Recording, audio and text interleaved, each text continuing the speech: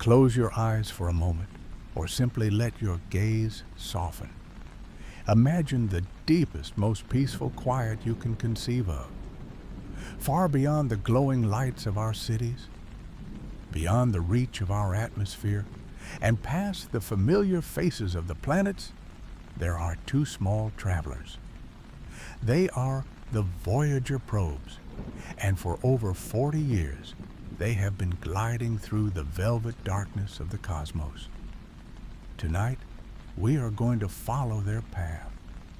We are going to leave the worries of the day behind and join them on their long, slow journey toward the stars. As you settle into your blankets, feel the weight of your body pressing into the mattress. Adjust your pillow, pull the covers up to your chin, and let your breathing slow down, matching the steady rhythmic pulse of a machine that knows no hurry.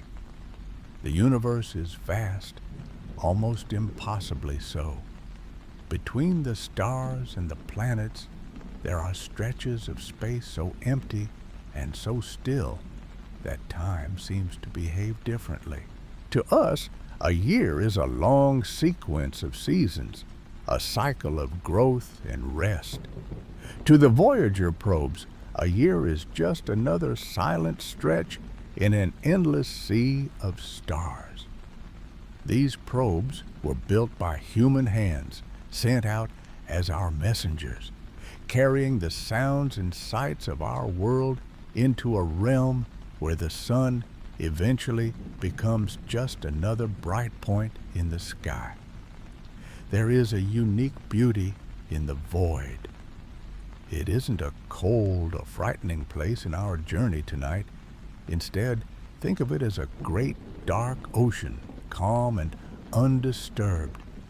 There are no winds there, no storms to shake the frame of the craft, only the gentle pull of gravity and the ancient light of distant suns. It is a place of perfect preservation, where things can drift for millions of years, changed and unbothered. We are starting our journey back at the beginning, on a blue planet that is now so far away it would look like nothing more than a speck of dust caught in a sunbeam. We are going to trace the steps of these silent explorers from the moment they left the warmth of Earth to their current home in the space between the stars. It is a story of incredible distance, but also one of profound peace. So, take a deep breath in and let it out slowly. Let the stillness of the deep solar system wrap around you like a heavy quilt. We are beginning our departure, moving away from the noise of the world and into the quiet brilliance of the outer reaches. Before we see the planets, we must understand the vessels themselves, the sturdy, lonely craft that have become our eyes and ears in the dark. In the immense theater of the cosmos, where galaxies are like grains of sand, the Voyager probes are remarkably modest.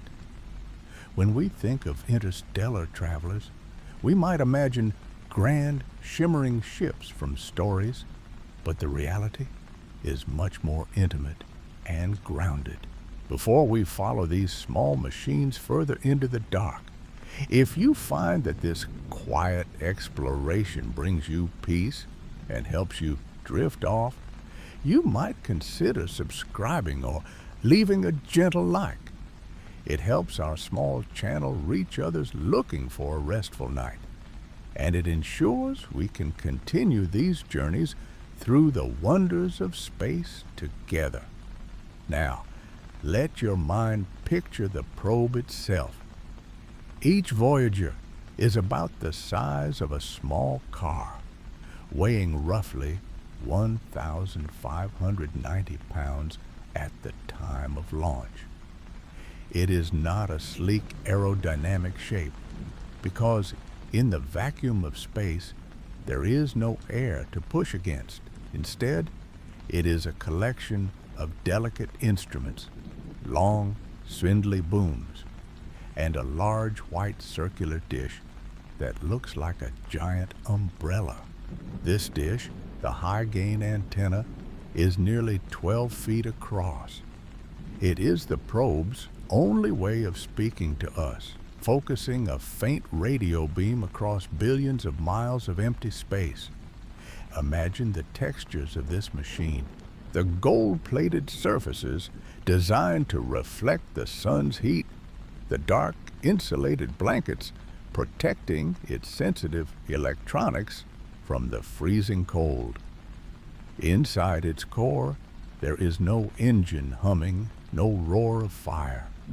There are only the tiny rhythmic clicks of switches and the steady flow of electricity from its power source, a small glowing heart of plutonium that generates heat and energy in the absolute silence. It is a sturdy, lonely little craft, built with parts that would seem ancient by today's standards. Its computer memory is thousands of times smaller than the phone you might have on your nightstand. Yet, it was designed with a single, incredible purpose: to leave home and never return. These machines were built to be resilient, to survive the radiation of giant planets and the long, cold stretches of nothingness. But even the best-built machine needs a path. To reach the edge of our solar system, the Voyagers couldn't just fly in a straight line. They needed a cosmic map, a way to navigate the gravity of the worlds they were about to visit. Before the first engine was ever ignited, the journey began as a series of numbers on a chalkboard, a calculation of timing and patience. The probes were ready, resting in their cradles, waiting for a specific moment in history when the stars and the planets would finally align in their favor. We are standing now at the edge of that departure, watching as the final checks are made and the quiet of the laboratory is about to be replaced by the immense power of a rocket heading for the clouds. To understand how the Voyagers could travel so far, we have to look at the solar system not as a static map, but as a giant ticking clock. Most of the time, the outer planets, Jupiter, Saturn, Uranus, and Neptune, are scattered in different parts of their long orbits around the sun, millions of miles apart in every direction. But once every 176 years, a rare and beautiful alignment occurs. The planets gather on one side of the sun, forming a gentle curving path that leads out into the deep dark. This rare window of opportunity was called the Grand Tour. It was a moment of cosmic synchronicity that last occurred when Thomas Jefferson was president, and it wouldn't happen again until the middle of the 22nd century. In the mid-1970s, scientists realized that if they launched a spacecraft at just the right moment, it could visit all four gas giants in a single journey, using the gravity of one planet to fling itself toward the next. It was as if the universe had opened a door and invited us to walk through. Think of this gravity assist as a silent, invisible dance between a small machine and a massive world. As the Voyager probe approaches a giant planet like Jupiter, it is caught in the planet's immense gravitational pull. It begins to fall toward the planet, gaining incredible speed as it descends into the gravity well. But instead of crashing, the probe is aimed to narrowly miss, swinging around the back of the planet like a stone in a slingshot. In this moment, the probe steals a tiny infinitesimal amount of the planet's orbital energy. To the planet, the loss is nothing. A change in speed so small it couldn't be measured by even our most sensitive instruments. But to the little Voyager, it is a massive boost, a surge of momentum that flings it across the billions of miles of empty space toward its next destination. This technique allowed the probes to travel much faster and much farther than their own fuel tanks would ever permit. It was a journey powered by the weight and motion of the universe itself, a way of sailing on gravity instead of wind.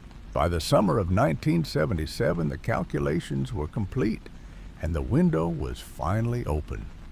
On the coast of Florida, the air was thick and warm, filled with the rhythmic sound of the Atlantic surf and the distant, steady hum of the launch site. Everything was in place. The two probes, identical in their construction but destined for different paths, were tucked safely inside their protective rocket fairings. The world was about to watch as these messengers began their long goodbye. There was a sense of quiet focus in the control rooms, a shared breath held by hundreds of people who had spent years preparing for this single moment. The machines were no longer just metal and wire. They were the eyes and ears of humanity, ready to be cast into the velvet black of the cosmos. As the countdown reached its final seconds, the stillness of the Florida morning was about to give way to the beginning of the greatest journey ever attempted. The planning was over. The voyage was about to begin. The moment of launch is a study in contrasts, a transition from the heavy, vibrating energy of Earth to the weightless, hushed silence of the cosmos.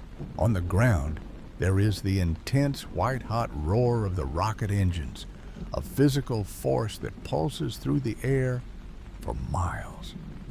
But for the Voyager probes, tucked safely within their protective fairings, the journey begins as a steady climb away from the familiar.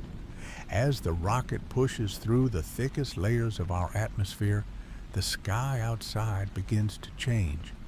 The bright pale blue of a Florida morning deepens into a royal indigo, then a dark violet, and finally it settles into the pure, unblinking black of the vacuum. Curiously, it was Voyager 2 that began its journey first. On August 20th, 1977, it rose from the launch pad, embarking on a path that would eventually take it on the longest, most comprehensive tour of our solar system. Just over 2 weeks later, on September 5th, its twin, Voyager 1, followed. Though it launched second, Voyager 1 was placed on a faster, more direct trajectory designed to reach the giant planets ahead of its sibling. It was as if two hikers had set off into a vast wilderness, one taking the scenic, winding route, and the other a swifter, more focused path, both carrying the same hopes and dreams of the world they left behind. As the final stage of the rocket falls away, a profound quiet descends. The violent shaking and the crushing pressure of the ascent are replaced by a smooth, effortless glide. There is no wind in space to buffet the craft, no sound of rushing air, no resistance at all. The metal of the probe, once warmed by the radiant heat of the launch pad, begins to cool as it enters the long shadows of space. The only sound is the internal, rhythmic ticking of the spacecraft's heart, the steady hum of electronics, and the quiet, periodic firing of tiny thrusters as the probe orients itself toward the stars. Take a slow, deep breath now, letting your shoulders drop and your mind settle into the stillness. As the Voyagers leave the last traces of Earth's atmosphere behind, imagine yourself drifting with them. The air around you is cool and calm. You are safe, tucked into the comfort of your blankets, resting in the same peaceful equilibrium that the probes now find in the void.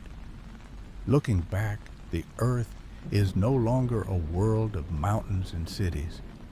It is becoming a sphere, a beautiful, swirling marble of white clouds and deep blue seas. It shrinks slowly, becoming smaller with every passing hour. The moon, our closest neighbor, is passed in a matter of days, a silent, cratered sentinel watching the messengers depart. The inner solar system, with its rocky worlds and sun-drenched plains, is falling away. The Voyagers are leaving the cradle, heading into the vast, empty sea of space that stretches for hundreds of millions of miles toward the outer giants. Behind them, the sun remains a constant, brilliant point of light, but its warmth is already beginning to soften. Ahead lies the cold, the dark, and the magnificent mysteries of the gas giants, waiting in the deep silence of the outer reaches. As the months drift by, the Voyagers cross the invisible boundary of Mars's orbit, leaving the last of the rocky inner planets behind. The sun, though still the dominant force in the sky, begins to lose its familiar warmth, becoming a brilliant but distant spark. The probes are now entering a region of the solar system often depicted in stories as a place of danger and chaos: the asteroid belt. In movies, we often see spaceships weaving and dodging through a dense thicket of tumbling rocks, narrowly escaping collisions at every turn. But the reality of the asteroid belt is far more serene, far more aligned with the quiet stillness of your room tonight. While there are indeed millions of asteroids in this vast ring between Mars and Jupiter, the space they inhabit is so immense that they are spread incredibly thin. If you were standing on one of these asteroids, the next nearest one would likely be so far away that it would appear only as a faint, tiny star in the distance, if you could see it at all. On average, the distance between any two significant objects in the belt is hundreds of thousands of miles, greater than the distance between the Earth and the Moon.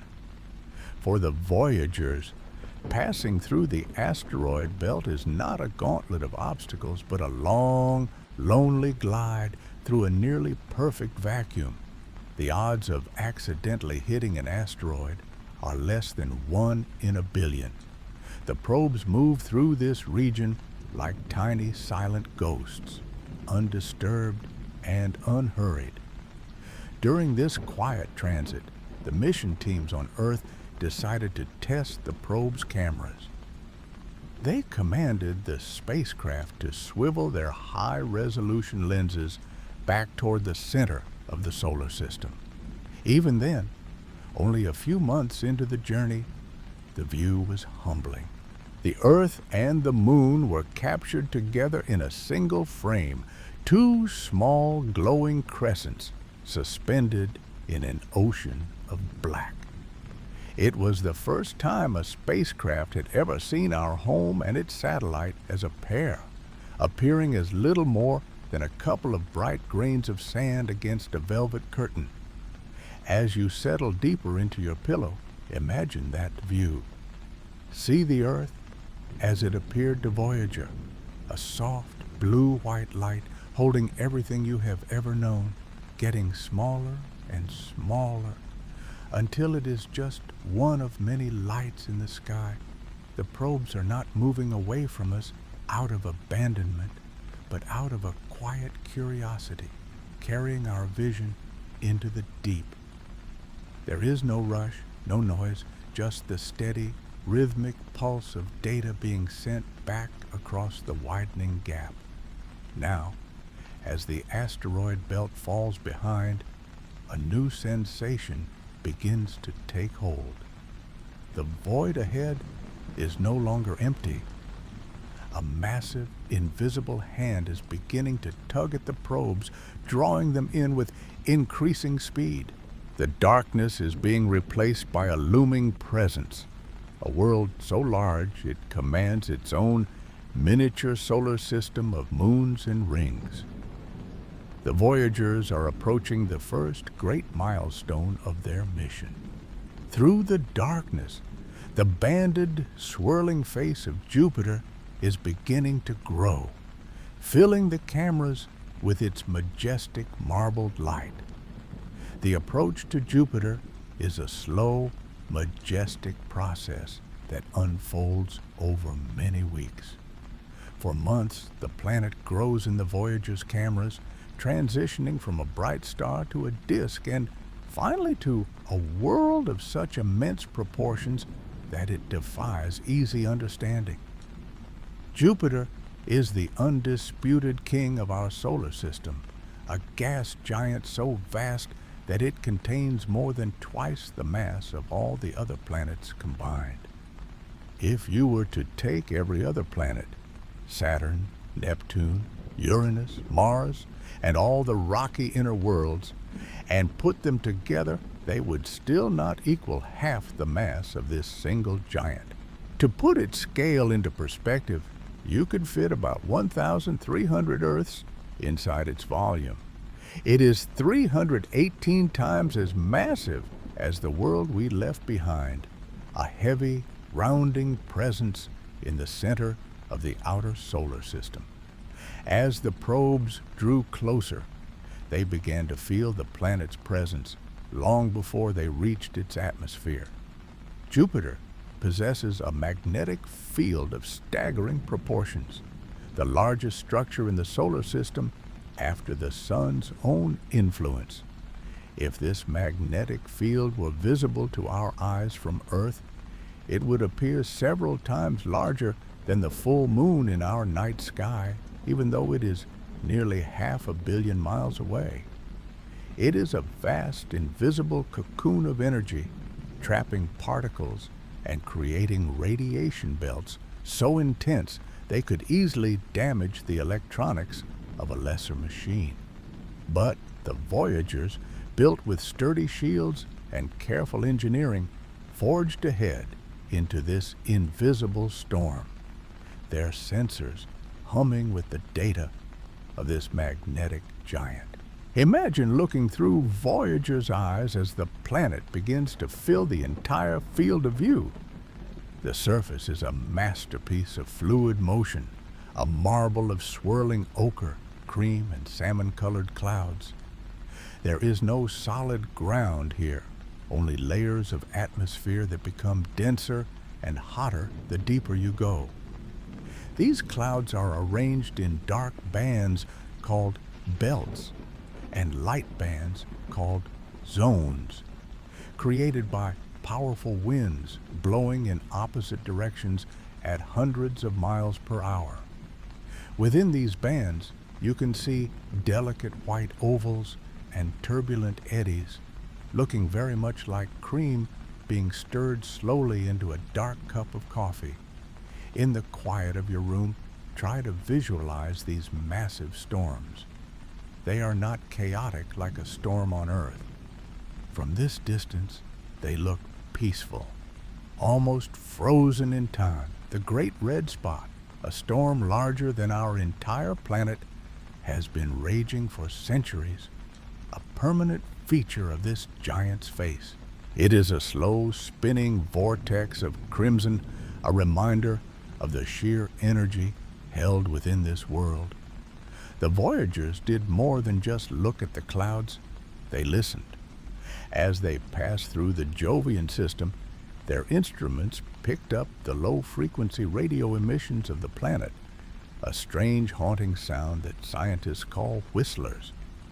It sounds like a distant wind or the soft rhythmic pulsing of a deep-sea creature, a hidden melody played by the planet's magnetic field. It is the sound of a giant breathing in the dark. As the probes glided past the main body of the planet, they turned their attention toward the many worlds that orbit this king. Jupiter isn't just a planet.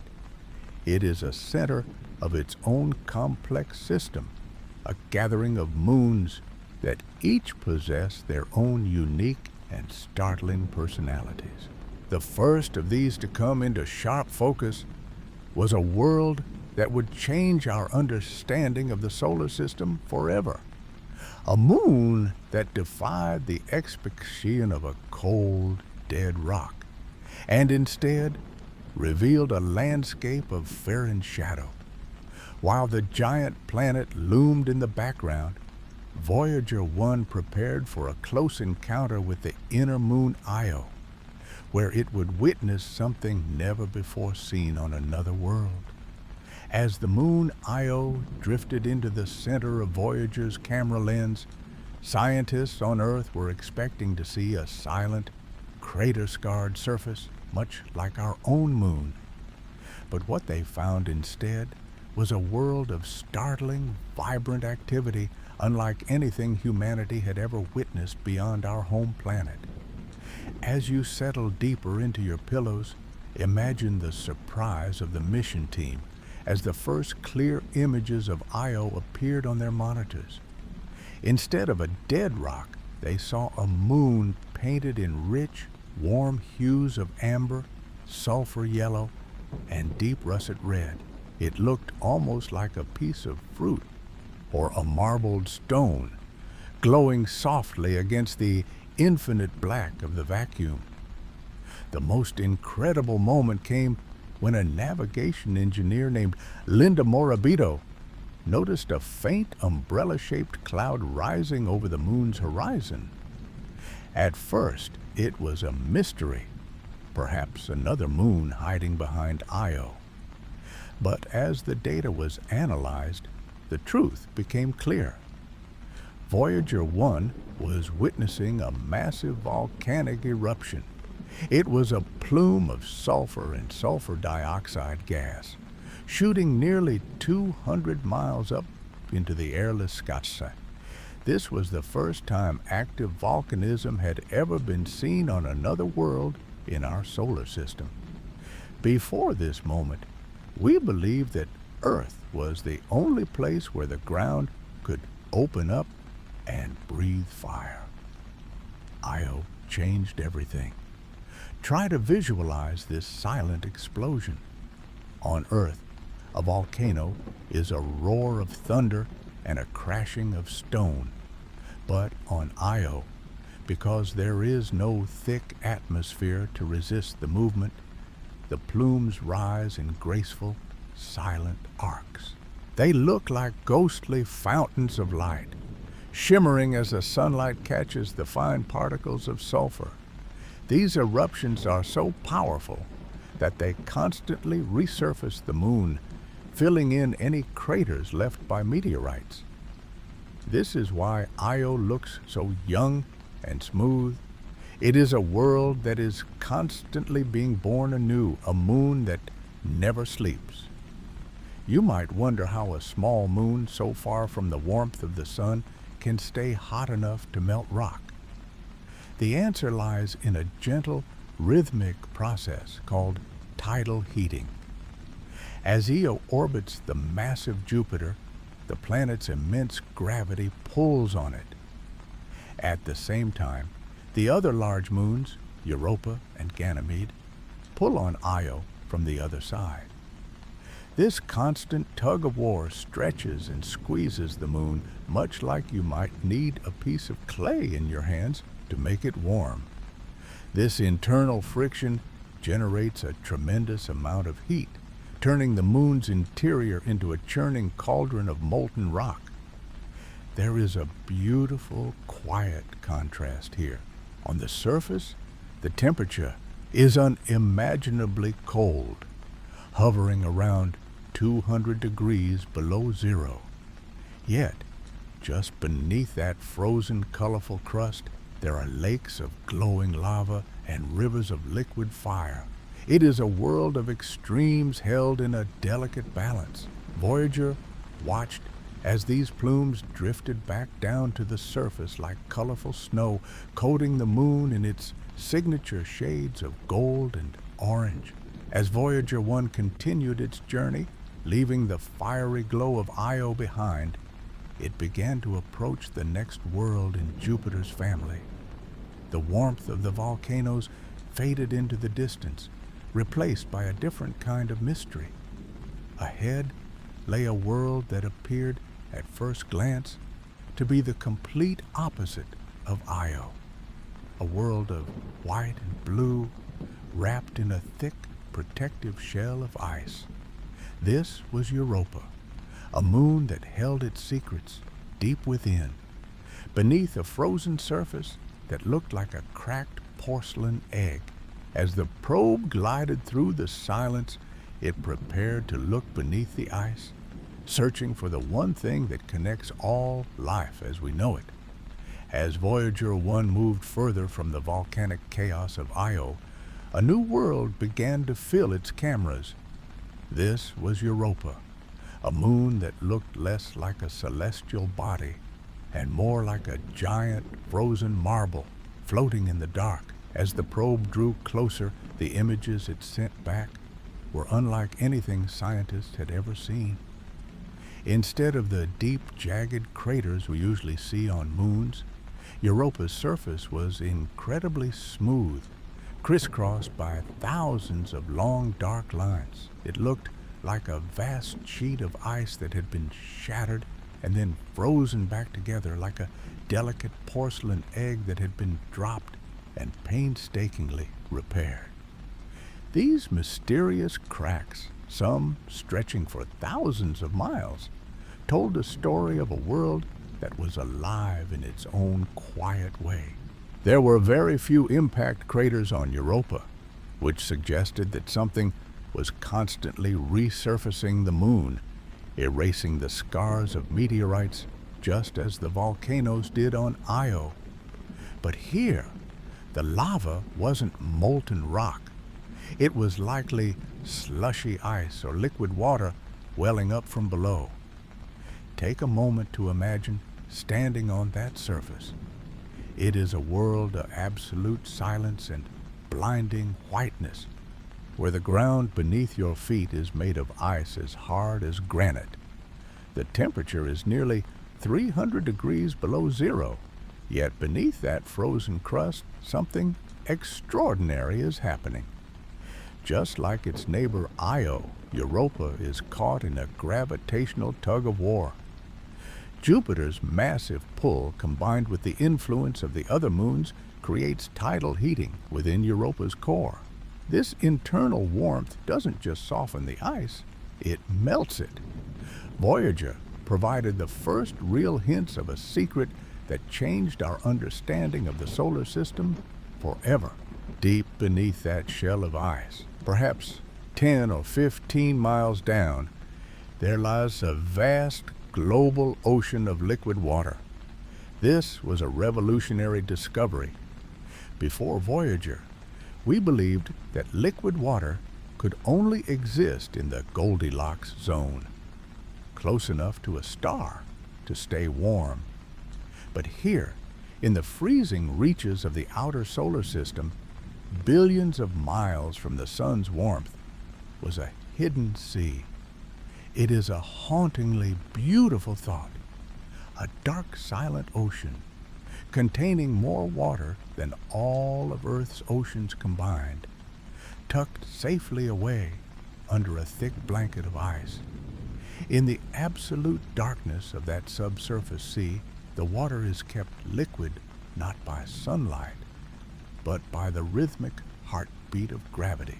As Voyager 1 drifted past this icy enigma, its mission at Jupiter was nearly complete. It had witnessed the swirling storms of the gas giant, the fire of Io, and the hidden waters of Europa. But the probe wasn't just a spectator, it was a traveler with a schedule to keep. To reach its next destination, it would have to perform a daring maneuver. It began to dive deep into Jupiter's gravity well, preparing to steal just a tiny bit of the planet's momentum.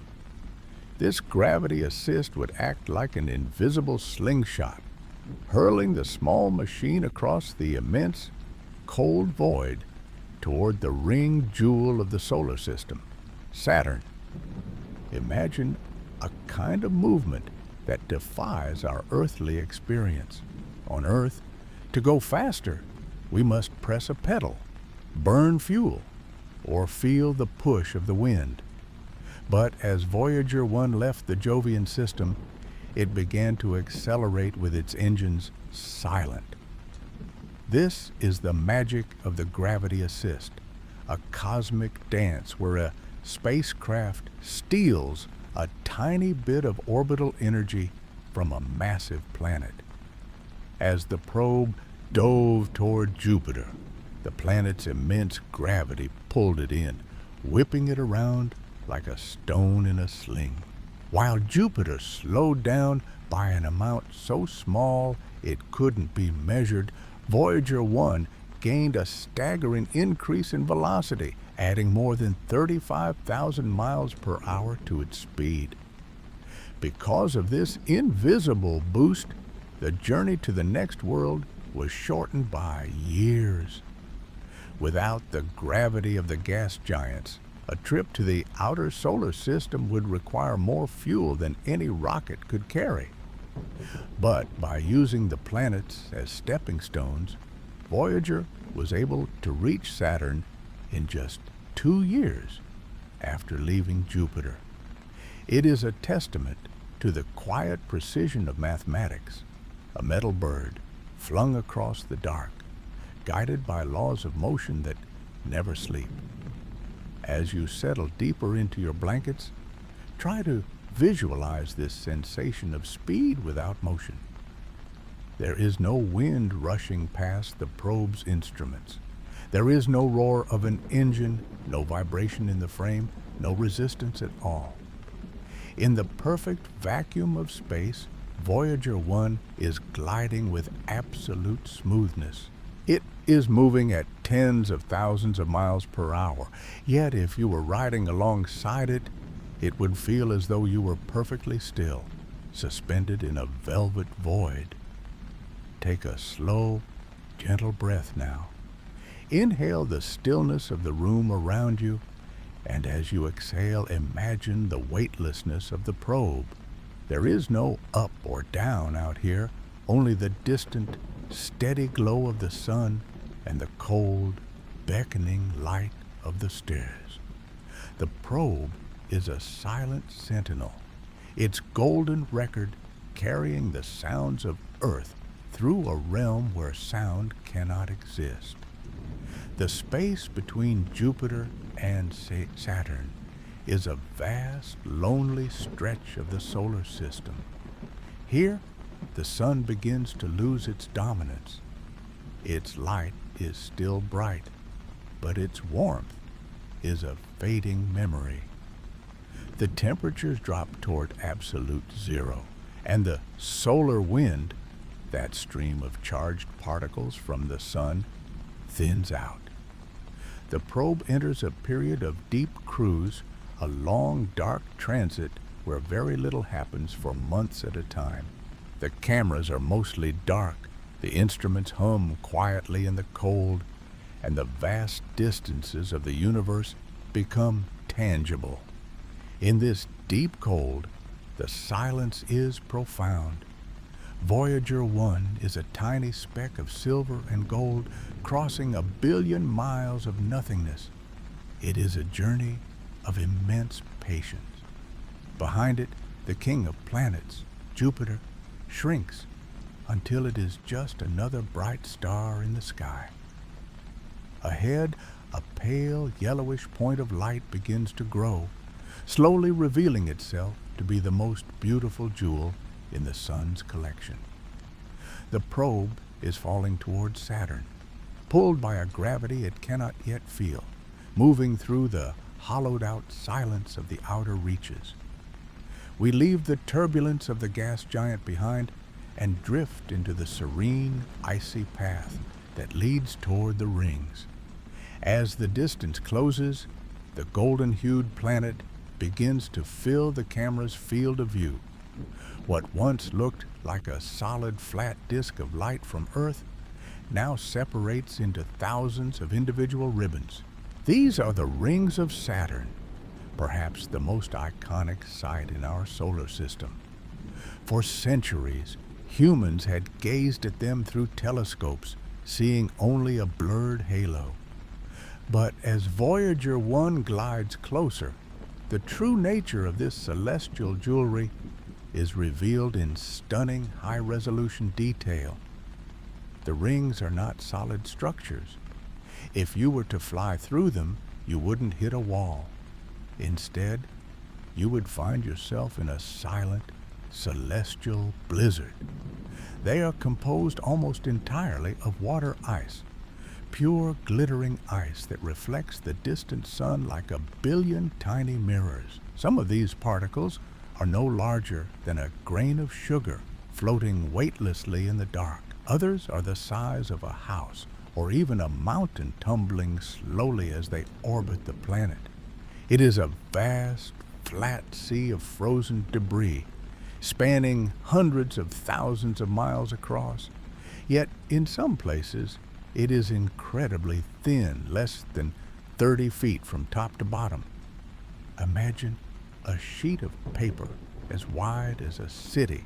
That is the delicate, fragile scale of Saturn's rings. Voyager's cameras showed us that the rings are far more complex than we ever imagined. Scientists expected a few broad bands, but instead they saw a record groove structure. Thousands of tiny ringlets nestled within one another, held in place by the invisible hands of gravity. The probes discovered mysterious dark spokes that seemed to flicker across the rings like the shadows of a giant wheel. These are thought to be clouds of fine dust levitated by static electricity, a ghostly dance of particles reacting to Saturn's magnetic field. We saw gaps, like the famous Cassini division, which look like empty space but are actually sculpted by the gravity of small shepherd moons that clear paths through the ice, keeping the rings neat and orderly. As you visualize these shimmering fields of ice, feel the immense calm of the outer solar system. There is no sound here, only the play of light on frozen surfaces and the steady, rhythmic orbit of the rings. Take a slow, deep breath and imagine the probe passing just above this crystalline plane, the sunlight catching the edges of 1 billion icy fragments. Even as the beauty of the rings captivates the senses, Voyager 1 has its sights set on something else, a world hidden behind a veil. Beyond the glittering ice of the rings lies a moon unlike any other in the solar system. It is a world of deep mystery, wrapped in a thick orange shroud that hides its surface from view.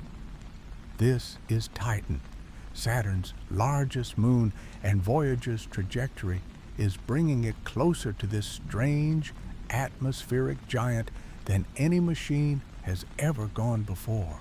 It is a destination that will change our understanding of what a moon can be. And as the probe pivots its cameras, the golden haze of Titan begins to grow in the darkness. As the probe glides closer to Titan, the view changes from the sharp, icy clarity of Saturn's rings to a soft, diffused glow. It is a world wrapped in a thick amber haze, a golden shroud so dense that the cameras cannot see the ground below. This is Titan, Saturn's largest moon, a place of profound mystery. For a long time, astronomers had suspected that Titan might have an atmosphere, but it wasn't until Voyager 1's historic flyby in November 1980 that we truly understood its scale. Imagine a world where the air is so thick it feels like a heavy velvet blanket. Voyager 1 passed within just 2,500 miles of Titan's surface, its instruments tasting the outer edges of this alien sky. It discovered that Titan's atmosphere is composed primarily of nitrogen, just like the air we breathe on Earth. However, on Titan, this atmosphere is much denser. exerting a surface pressure about 50% higher than what we feel at sea level on our own planet. Underneath that orange fog, the conditions are incredibly cold, nearly 290 degrees below zero. It is a world where the chemistry of life might exist in a different, frozen form, with rivers and lakes not of water, but of liquid methane and ethane. Because the haze was so opaque, Voyager 1 could not photograph the mountains or valleys hidden beneath. Yet, this encounter was considered one of the most important moments of the entire mission. The decision to send Voyager 1 so close to Titan was a pivotal one for the scientists back on Earth. To achieve this specific trajectory, to get the right angle to peer through those golden clouds, the probe had to follow a path that would ultimately end its journey through the planets.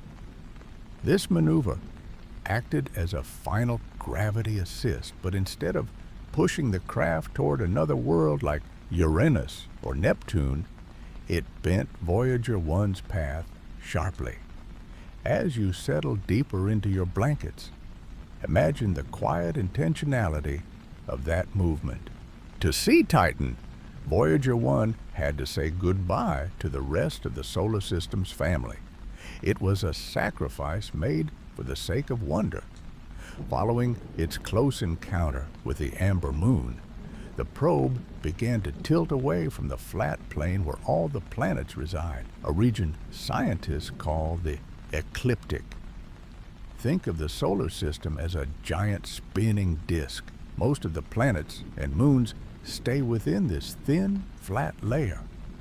But now, Voyager 1 is beginning a slow, steady climb up and out of that disk. There are no more planets ahead of it, no more moons to photograph, and no more rings to marvel at. It is entering the great open dark above the solar system. The sun, once a great lantern, is beginning to look like just another bright star in the distance.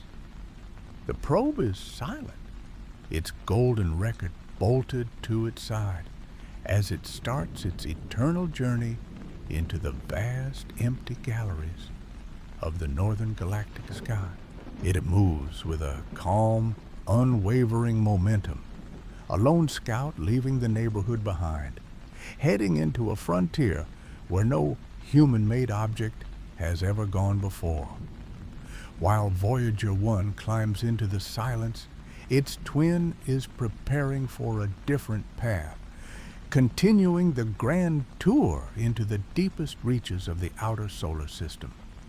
While Voyager 1 begins its long ascent into the silence above the planets, Voyager 2 remains behind, committed to the original path of the grand tour.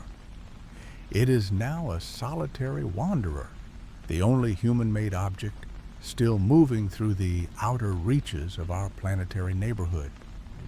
As you settle into the quiet of your own space, imagine Voyager 2 gliding through a region of the solar system where the sun is no longer a warm, golden presence. At these immense distances, the sunlight becomes over 100 times dimmer than what we experience on a clear afternoon at home. To the cameras of Voyager 2, the sun appears as little more than an incredibly bright, piercing star, intense and beautiful, but providing almost no warmth to the freezing metal of the probe. The journey from the ringed beauty of Saturn to the next destination, Uranus, was not a short hop. It was a 5-year cruise through the deep, dark void, a period of relative quiet, where the vastness of space truly made itself known. During this long transit, the probe was essentially a silent observer in a desert of stars. But back on Earth, the mission was far from quiet. The engineers and scientists were engaged in a masterpiece of remote technical wizardry. They knew that the conditions at Uranus would be far more challenging than those at Jupiter or Saturn. The light was so faint that the probe's original programming wouldn't be enough to capture the clear, crisp images the world was waiting to see. Imagine the scene at the Mission Control Center. Scientists sending strings of code across billions of miles of vacuum. This was an incredible engineering feat. Reprogramming a computer designed in the early 1970s from across the solar system. Because the light was so dim, the cameras needed longer exposures to gather enough photons for a picture. However, Voyager 2 was moving at tens of thousands of miles per hour. Ordinarily, a long exposure at that speed would result in a useless, blurry smear. To solve this, the team taught the probe a new trick. They programmed it to fire its tiny thrusters with extreme precision during each photograph, rotating the entire spacecraft just enough to cancel out its forward motion, like a photographer panning their camera to follow a speeding car. This slow-motion conversation between Earth and the probe required immense patience. A radio signal, traveling at the speed of light, would take hours to reach the craft, and the engineers would have to wait several more hours to hear the faint whisper of a reply. It was a dialogue conducted across the hours and the miles, a testament to human curiosity, reaching out through the dark. For 5 years, the probe sailed on, its golden record a silent passenger, its instruments waiting for the moment the pale cyan glow of Uranus would finally begin to grow in its viewfinder.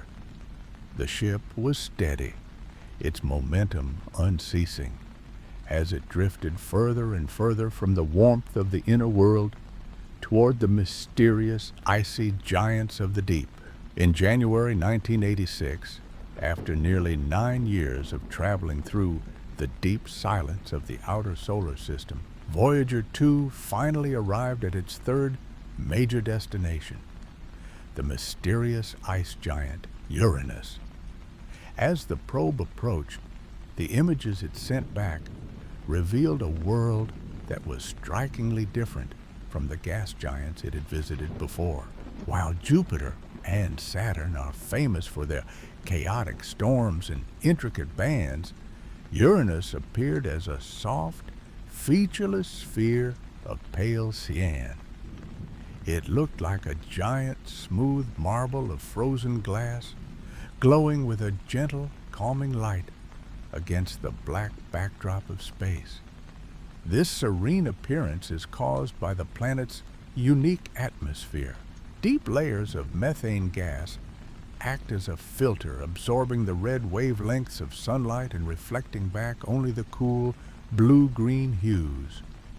It is a world of quiet cold, where temperatures can drop to nearly 370 degrees below zero. Imagine the stillness of such a place, a massive world, 4 times the size of Earth, wrapped in a thick, hazy blanket of gas, drifting through the dark. Take a slow, deep breath and imagine that soft blue light filling your vision, a color so peaceful it seems to belong to a dream. But the most peculiar thing about Uranus is its orientation. In our solar system, most planets spin like tops as they travel around the sun, their axes pointed roughly up or down. Uranus, however, lies almost completely on its side, tilted at a staggering 98 degrees. It doesn't spin like the others, it rolls. This means that for decades at a time, one of its poles faces the sun directly, while the other is shrouded in a long, dark winter that lasts for 42 Earth years. Scientists believe this dramatic tilt was caused by a massive collision in the very early days of the solar system, a cosmic encounter with an object the size of Earth that knocked the planet over but left it intact, a silent monument to the ancient history of our celestial neighborhood. As Voyager 2 glided past this sideways world, its instruments worked tirelessly to uncover secrets hidden from earthbound telescopes. The probe discovered 10 new moons, most of them small and dark, named after characters from the works of William Shakespeare and Alexander Pope. These tiny worlds, like Puck and Belinda, orbit the planet like a family of loyal companions in the dark. Voyager also found 2 new rings, bringing the total known at the time to 11. These rings are unlike the bright, icy bands of Saturn. They are narrow, thin, and made of material as dark as charcoal, almost invisible against the void until the probe's cameras caught them in just the right light. The encounter with Uranus was brief but transformative. It provided our first and only close-up look at this distant, icy realm, a place where the sun is just a very bright star, and the silence is absolute. But the journey was far from over. As the gravity of Uranus tugged on Voyager 2, it gave the craft a final necessary boost, steering it toward its next and final planetary encounter. With the pale cyan orb shrinking in the rearview camera, the probe moved deeper into the cold, heading toward the majestic deep blue beauty of Neptune. 12 years after leaving the warmth of Earth, Voyager 2 arrived at the very edge of the planetary kingdom. Here, it encountered Neptune, a world so intensely blue it seems to glow from within against the velvet blackness of the outer solar system. While Uranus was a pale, soft cyan, Neptune is a rich, deep cobalt, the color of the ocean at twilight, or a deep, dreamless sleep. This striking hue comes from the methane in its atmosphere, which absorbs the red light from the distant sun and reflects back a serene, icy azure. As you settle deeper into your blankets, imagine the immense scale of this blue giant. It is nearly 4 times the width of Earth, a massive sphere of gas and ice spinning silently in the dark. Despite its peaceful appearance, Neptune is home to the most violent weather in the solar system. Voyager 2 discovered winds that whip around the planet at speeds of over 1,300 miles per hour, faster than the speed of sound on Earth. Yet, from the perspective of the passing probe, these winds appear as nothing more than graceful, swirling patterns, like milk being slowly stirred into a dark blue tea. One of the most remarkable features Voyager captured was the Great Dark Spot. Similar to Jupiter's Great Red Spot, this was a massive storm system the size of our entire Earth, a deep swirling vortex of dark blue clouds. It was a temporary bruise on the face of the planet, a reminder of the shifting, living nature of these distant worlds. Voyager watched as it drifted across the southern hemisphere, a silent, powerful mountain of air moving through the cold. But perhaps the most beautiful sight recorded by the probe was the delicate, high-altitude clouds that float far above the main atmosphere. These white wispy streaks are known as scooters, or cirrus clouds, made of tiny crystals of frozen methane. Because the sun is so far away, nearly 3 billion miles distant, it acts like a sharp, pointed spotlight. This allowed Voyager to capture a phenomenon never seen on any other gas giant: the shadows of these high-altitude clouds falling onto the deep blue deck miles below. Seeing those shadows gives the planet a sense of depth and texture, a 3D world hanging in the void. as real and solid as the ground beneath you. Everything on Neptune feels slowed down by the cold, a place where time seems to stretch and expand. The sun is now so small, it looks like a particularly bright star, providing little warmth, but a soft, ethereal light that illuminates the blue clouds with a ghostly glow. Voyager 2 glided past this majestic world, its journey through the planetary realm almost at an end. But before it could leave the giants behind forever, it had one more stop to make, a visit to a strange and lonely moon that defies the rules of the rest of the solar system. As the blue orb of Neptune began to recede, the probe's cameras turned toward the mysterious, icy surface of Triton. Triton is a world that seems to follow its own rules, moving through the darkness with a quiet, defiant grace. As Voyager 2 drew closer, it revealed a moon that orbits Neptune in a way no other large moon in our solar system does. It moves in what scientists call a retrograde orbit, which means it travels in the opposite direction of Neptune's own rotation. This strange behavior tells us a story of a distant, ancient journey. Triton was likely not born here.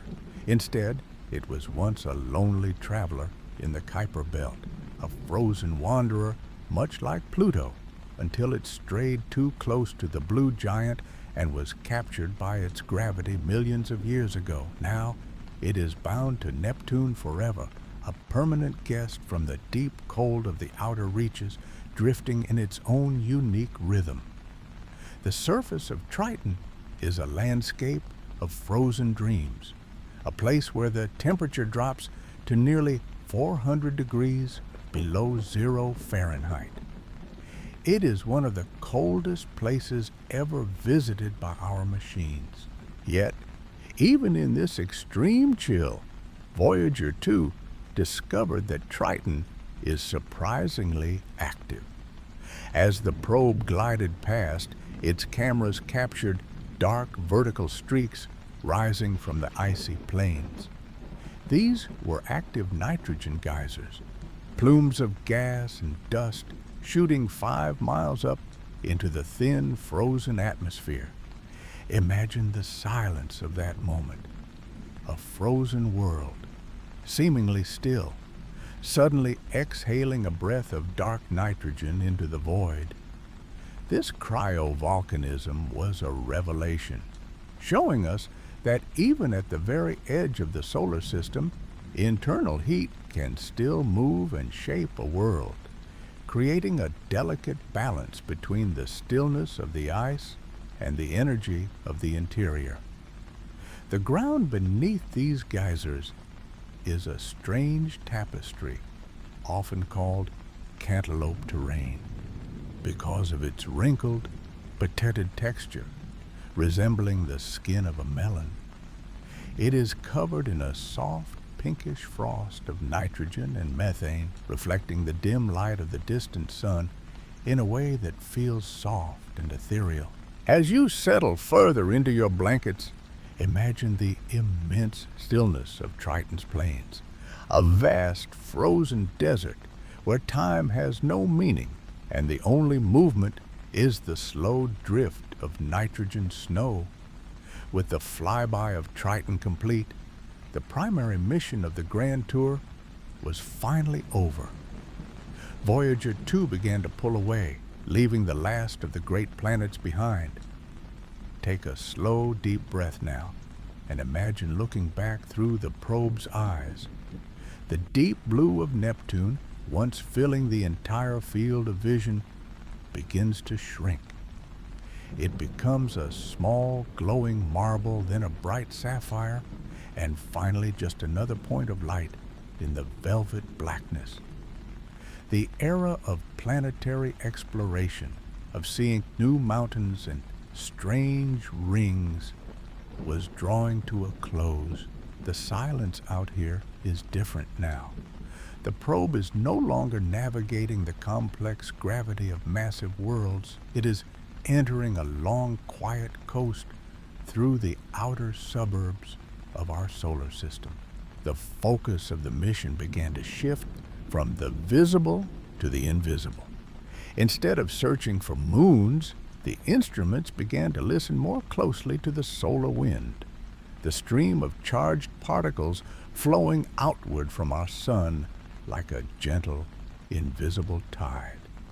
We are moving from the realm of geology and optics into the realm of fields and particles, feeling our way toward the very edge of the sun's influence. The journey is becoming more solitary, more peaceful, as the Voyagers prepare to leave the familiar neighborhood of the planets for the true, deep dark of the interstellar medium. As Voyager 1 continued its lonely climb away from the sun, it reached a point nearly 4 billion miles away from the warmth of the inner solar system. On February 14, 1990, just before its cameras were to be powered down forever, the mission team sent a series of commands that had nothing to do with gravity or orbital mechanics, and everything to do with the human spirit. At the persistent request of the astronomer Carl Sagan, Voyager 1 turned its gaze back toward the home it had left 13 years earlier. It was a gesture of looking back one last time before stepping into the eternal dark. From a distance of 3.7 billion miles, the Earth did not look like the vibrant, swirling blue marble we see from the moon. It did not even look like a planet. Instead, in the final photograph taken by the probe, our world appears as a tiny, flickering speck of dust, barely visible against the vastness of space. Because of the way the sunlight scattered through the camera's optics, the Earth is caught within a single faint beam of light, looking like a mote of dust dancing in a sunbeam in a quiet room. Take a moment to imagine that image in your mind. The frame is almost entirely black, a deep and velvet darkness that stretches on forever. And there, nestled in a streak of pale light, is a single pixel of blue. Carl Sagan famously noted that every human being who ever lived, every king and peasant, every couple in love, every mother and father, lived out their lives on that tiny, fragile point. All of our history, our triumphs, and our sorrows are contained within that small, distant glimmer. It is a humbling thought, but also a deeply peaceful one. It reminds us that we are all together on this one small island in a vast cosmic ocean, and that from the perspective of the stars, our worries are as light as a whisper. With that final poetic portrait complete, the era of Voyager's photography came to a close. To ensure the probe could continue its journey for as many decades as possible, the engineers on Earth had to make careful choices about power. Every instrument requires a small amount of electricity, and as the radioactive heat source slowly decays, that power becomes more and more precious. On that day in 1990, the cameras were commanded to shut down. The shutters closed, the heaters for the imaging system were turned off, and the software that processed those incredible views was deactivated. The probe was now blind in a sense, but its journey was far from over. It no longer needed to see the path ahead. It simply needed to exist, to endure, and to listen. As the cameras went dark, Voyager 1 settled into a new kind of existence, a silent, steady glide into the outer reaches of the sun's influence.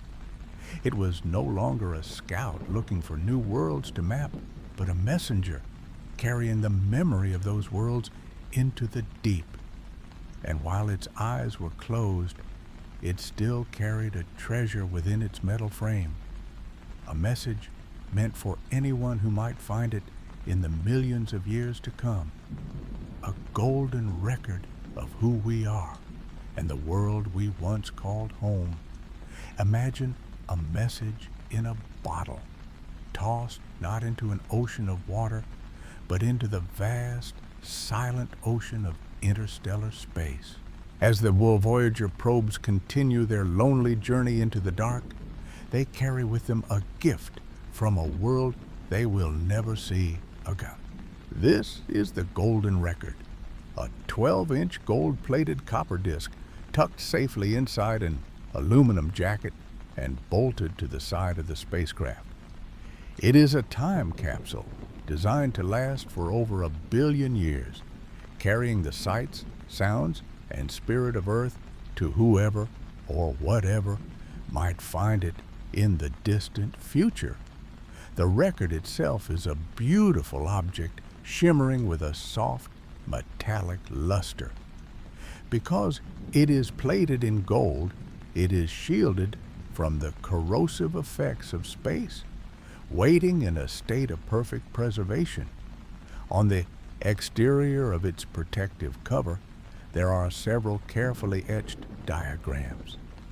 These are not written in any human language, for the creators of the record knew that words would likely mean nothing to a being from another star.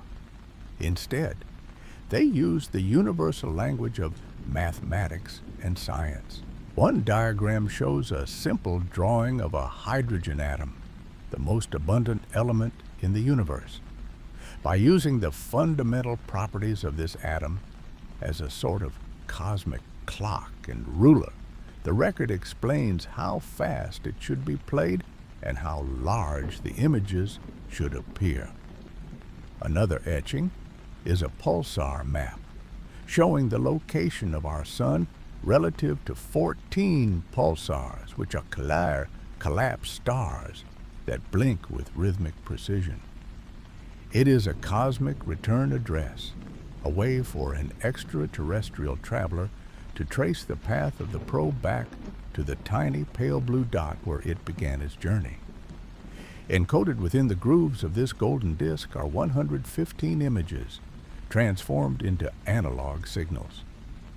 If someone were to decode them, they would see the diversity of life on Earth, a nursing mother, the intricate double helix of a DNA molecule, the Great Wall of China, and a simple image of a person eating a grape. There are diagrams of our anatomy, photos of our mountains and oceans, and even a picture of a supermarket, showing the abundance of our world. These images were chosen to represent the best of us, our curiosity, our biology, and our shared home. But the record is more than just a photo album. It is also a soundscape of our planet. Imagine the quiet crackle of the record beginning to play in the stillness of a distant galaxy. First, there are the sounds of the Earth itself, a collection titled The Sounds of Earth. You would hear the low, rolling rumble of thunder and the soft, rhythmic patter of rain against leaves. You would hear the wild, haunting songs of humpback whales drifting through the deep ocean and the cheerful, frantic chirping of birds in a forest. There is the sound of a human heartbeat, steady and rhythmic like a drum in the dark. There is the sound of a mother's first kiss to her child, a gentle, universal expression of love. There is the crunch of footsteps on gravel, the roar of a tractor, and the distant, lonely whistle of a steam train. These sounds are the heartbeat of our civilization, a way of saying, this is what it felt like to be alive on Earth. As the probe glides through the silent vacuum, these sounds remain locked within the gold, a quiet chorus of life echoing through the emptiness. It is a comforting thought to know that even if our world were to change or fade, The sound of a summer breeze and the laughter of a child are preserved, traveling forever among the stars. Beyond the sounds of nature and the steady rhythm of a human heartbeat, the golden record carries what many believe is our most profound gift to the cosmos, our music. If an extraterrestrial traveler were to find Voyager and set the needle into those golden grooves, they would hear a symphony of human emotion. They would hear the intricate soaring patterns of Johann Sebastian Bach's Brandenburg Concerto, a piece of music that feels like the very structure of logic and beauty intertwined. They would hear the thunderous, defiant opening of Beethoven's Fifth Symphony, a testament to the human spirit's resilience and our capacity for wonder. But the music chosen for the record wasn't just the grand compositions of Europe. It was a tapestry of the entire world woven together to show the breadth of our creativity. There are the rhythmic, earthy beats of Senegalese percussion, the hauntingly beautiful night chants of the Navajo people, and the delicate shimmering sounds of a Japanese shakuhachi flute. Perhaps most moving of all is the inclusion of Dark Was the Night, Cold Was the Ground by Blind Willie Johnson. It is a blues song without words, just a man humming a melody of deep, soulful longing, accompanied by the slide of a guitar. Carl Sagan and his team felt that this song, more than any other, captured the feeling of being human, of being a small, lonely spark of consciousness in a vast and silent universe. Accompanying this music are spoken greetings in 55 different languages. It begins with the ancient language of Sumerian, spoken 6,000 years ago, and moves through the centuries to the modern tongues of today. One of the most touching recordings is a short message from a young boy who says simply, "Hello from the children of planet Earth." It is a message of peace, a hand reached out across the darkness, offered without expectation of a reply. The beauty of this message lies not just in its content, but in its incredible permanence. Because the record is made of gold-plated copper and housed in a protective aluminum jacket, it is shielded from the harshness of space. In the near-perfect vacuum between the stars, there is no wind to erode it, no water to rust it, and no atmosphere to degrade it. Scientists estimate that the golden record will remain playable for over 1 billion years. Long after the mountains on Earth have crumbled, long after the oceans have shifted, and the cities of our time have returned to the dust, this golden disc will still be drifting, carrying the songs of Bach and the laughter of our children.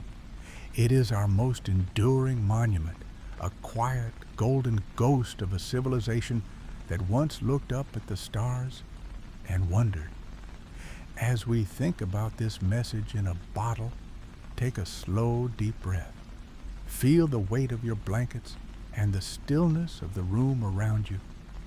Just as the golden record is cradled in its protective shell, you are safe and warm, drifting toward a restful sleep. While the record remains a silent passenger, the environment outside the Voyager probes is beginning to change. We are now far beyond the familiar orbits of the planets. The sun, which once dominated the sky as a brilliant warming orb, has shrunk to a tiny, intensely bright point of light, the brightest star in the sky, but no longer a source of heat. The shadows here are deep and long.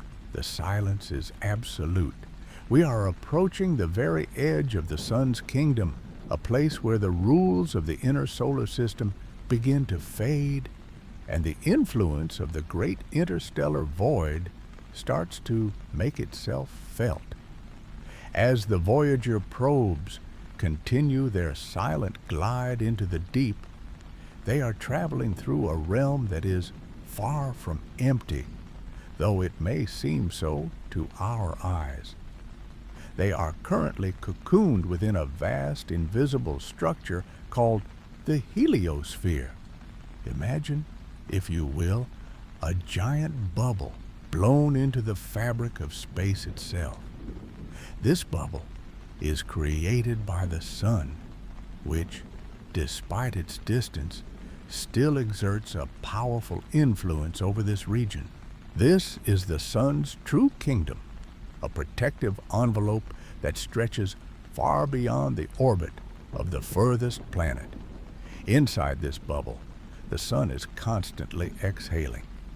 It releases a steady stream of charged particles known as the solar wind. This wind isn't like the breezes we feel on Earth. It is a plasma, a thin kiss of protons and electrons, streaming outward in every direction at incredible speeds. Average, this solar wind rushes away from the sun at about 1,000,000 miles per hour. It fills the solar system, bathing the planets in a constant, invisible flow of energy. As you lie there, tucked safely into your bed, imagine this gentle, cosmic breath moving past the Earth, past the gas giants, and reaching out toward the lonely Voyager probes. The heliosphere is more than just a byproduct of the sun's activity. It is a vital shield. Space, beyond the influence of our sun, is filled with high-energy particles called galactic cosmic rays. These are the remnants of ancient supernovae traveling across the galaxy at nearly the speed of light. Without the heliosphere to deflect them, these rays would constantly bombard our solar system. The sun's magnetic field, carried outward by the solar wind, acts like a warm protective cloak, pushing back against the harsh environment of interstellar space. It creates a sanctuary where life was able to begin and flourish. The Voyager probes have spent decades traveling through this protective bubble, but as they move further away, the pressure of the solar wind begins to drop. The sun's influence is fading. Just as a ripple in a pond eventually loses its strength, the solar wind begins to slow down as it encounters the thin, cold gas of the interstellar medium, the space between the stars. The probes are now approaching a very special boundary. In the silence of the outer reaches, there's a place where the 1,000,000-mile-per-hour solar wind suddenly encounters resistance. It begins to bunch up and slow down, like water from a hose hitting a wall. This transition is known as the termination shock. It is the first sign that the Voyagers are nearing the very edge of our sun's domain. As we imagine the probes drifting toward this invisible wall, let yourself drift as well. Feel the steady rhythm of your own breath, as constant and calming as the solar wind. You are safe within your own quiet sanctuary, just as the planets are cradled within the heliosphere. The vast distances ahead are peaceful and still, and the journey continues at a slow, gentle pace. We are leaving the familiar warmth behind and moving toward the mysterious border where the sun's breath finally begins to falter. The moment has finally arrived. For decades, the Voyager probes have been flying through a fast-moving stream of solar particles. But now, they reach the boundary where everything changes. This is the termination shock.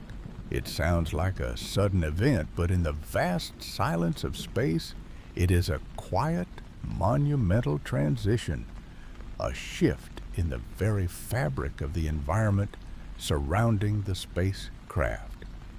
Voyager 1 was the first to feel this shift.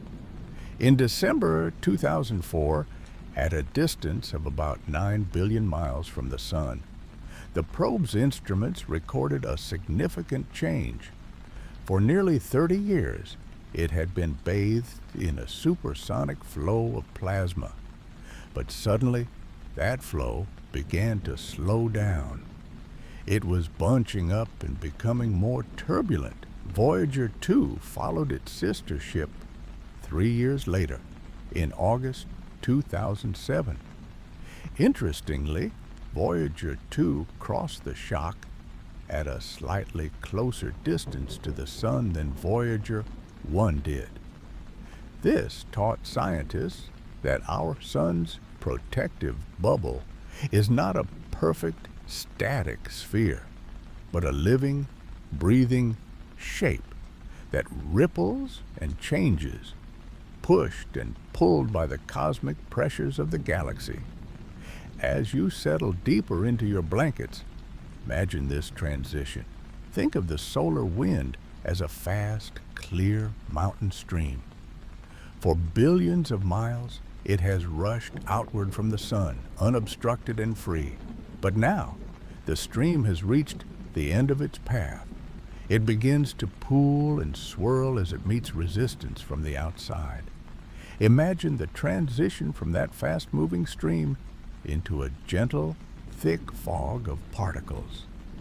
The energy is still there, but the frantic pace has vanished. Everything becomes more crowded, yet more sluggish. The solar wind, once racing at 1,000,000 miles per hour, drops to a fraction of that speed. Take a slow, deep breath now, matching the slowing rhythm of the cosmos. Just as the solar wind eases its pace at the edge of the system, let your own thoughts slow down. There is no rush here. The probes aren't hitting a solid wall. They are simply moving into a denser, quieter neighborhood. The shock is merely the point where the Sun's breath can no longer push back the interstellar medium with the same force it once had. It is a softening, a settling of energy. Beyond this shock lies the heliosheath. This is the final borderland of our solar system. It is a vast, thick region where the solar wind, now slowed and heated, begins to mingle with the gases of the galaxy. It is a place of transition, a layer of protection that wraps around our entire planetary system like a heavy insulating blanket. As the Voyagers drift into this heliosheath, they are leaving the familiar open space of the inner system behind. They are now moving through a cosmic haze, a buffer zone that signals the end of the Sun's primary influence and the beginning of the interstellar frontier. The light from the Sun is now just a very bright point behind them, and the darkness ahead is filled with the faint, cold promise of the stars and stars. We are drifting now through this final layer, wrapped in the stillness of the deep outer reaches. As Voyager 1 moved deeper into this thick, insulating layer of the heliosheath, it encountered something truly remarkable, a region where the wind simply stopped. For decades, the solar wind had been the constant companion of the probes, a steady breeze blowing from behind them, pushing them along. But in 2010, the instruments on Voyager 1 began to report something almost eerie. The outward speed of the solar wind had dropped to zero. It was as if the probe had sailed into a great cosmic doldrum, a place where the Sun's breath finally lost its forward momentum. Imagine a river reaching the sea, where the current slows and the water begins to pool and spread. The solar wind wasn't disappearing, it was piling up. Prevented from moving further outward by the pressure of the interstellar gas outside, the solar particles began to turn. They flowed sideways, streaming toward the north and south, moving along the inner surface of the sun's great bubble. It was a massive, silent traffic jam of particles, billions of miles wide, marking the very limit of the sun's physical reach. As you lie there, perfectly still, imagine that sense of total equilibrium. The force pushing out is exactly equal to the force pushing in. There is no more wind, no more rush, just a quiet, heavy suspension. In this stagnation point, the probes were more sensitive than ever to the whispers of the galaxy beyond. The instruments began to detect a subtle but steady change in the environment. While the solar particles from our own sun were thinning and slowing, a different kind of energy was beginning to rise. These are the high-energy cosmic rays, particles from the far reaches of the Milky Way, accelerated to incredible speeds by ancient supernova and distant, powerful stars. For billions of years, the sun's magnetic field and the solar wind had acted as a shield, deflecting most of these galactic visitors. But here, at the very edge of the shield, the cosmic rays were leaking through in greater numbers. The detectors on Voyager 1 watched as the count of these interstellar travelers climbed higher and higher. It was the first physical evidence that the probe was nearing the final exit. The familiar environment of our solar system was fading, replaced by the cold, energetic reality of the space between the stars. We are standing now on the ultimate threshold, the very last inch of the sun's reach, ready to step out into the vast, waiting silence of the galaxy.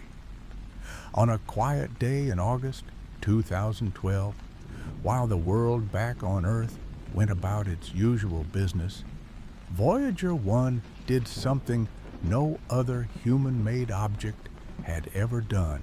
It was August 25th, 35 years into its journey, when the probe finally crossed the ultimate threshold. It was a moment of profound quiet, a transition that happened billions of miles away in the cold, dark reaches of space, where the sun's long protective reach finally gave way to the vastness of the galaxy.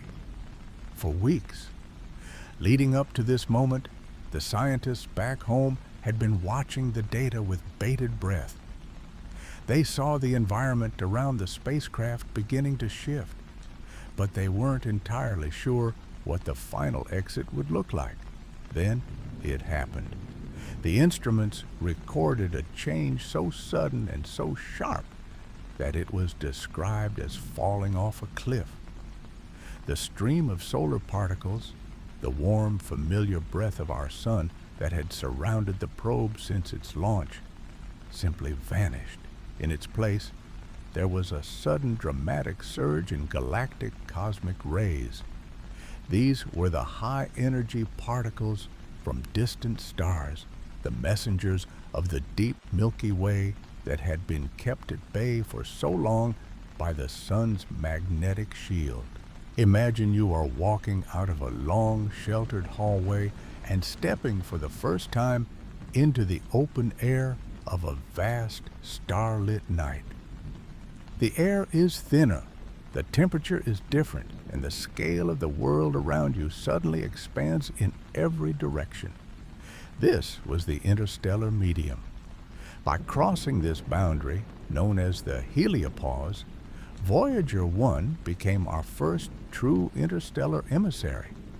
It had left the bubble of our solar system behind and entered the space between the stars, a realm that had only ever been studied from a distance, through the lenses of telescopes.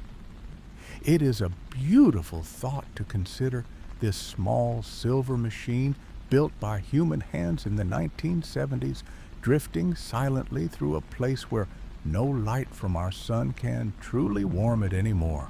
It is now a resident of the galaxy at large, moving through the ancient gas and dust that fills the gaps between the stars. It carries with it the memories of Earth, but it no longer feels the sun's wind against its back. 6 years later, in November 2018, Voyager 2 followed its twin into the interstellar medium. Though they are headed in different directions, their experiences were remarkably similar, yet uniquely their own. Voyager 2's crossing was particularly special because its plasma instrument was still functioning, allowing it to provide even more detailed measurements of the transition than its brother. It found that the boundary of our solar system isn't a fixed, rigid wall, but a breathing, moving surface that expands and contracts with the sun's activity. Voyager 2 exited through a different part of the bubble, heading toward the southern hemisphere of the sky, while Voyager 1 climbed toward the north. Together, they have given us a map of our home's limits. As you settle deeper into your pillows, imagine these two silent travelers, billions of miles apart, both having left the safety of the sun's nest.